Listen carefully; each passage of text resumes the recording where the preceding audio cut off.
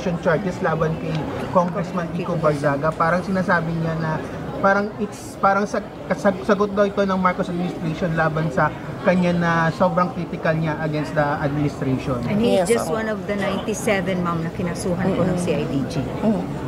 Oh, actually ako, meron din akong pending open investigation sa inciting to sedition and grave threats. You have subpoena, ma'am? Sandali tinawag na ba ako? Hindi ko maalala. Sa dami ng kaso ko, hindi ko na maalala kung Last April lang. tinawag na ako, no? Sa DOJ. Sa DOJ, ma'am. No? Oh, yeah. Pero nothing has something to do with the September 21 rally po. Wala naman kayong ganun, ma'am. Wala ako sa September 21 na rally. Iba yung sa akin. But it's the same case, inciting to sedition. And I think it's an open investigation until now. Ginagamit nilang panakot. At ang gusto ko lang sabihin ay, katulad kanina, sinabi ko, huwag masyadong maging balat sibuyas yung administrasyon.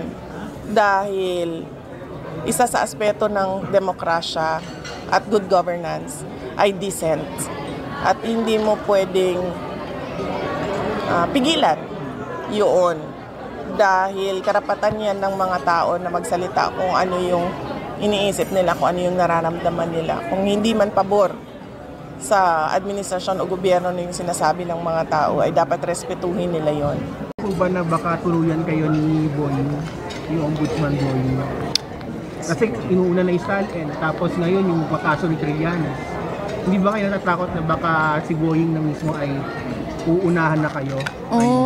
Natatakot hindi kasi nakahanda naman na ako sa posibleng mga mangyari sa akin.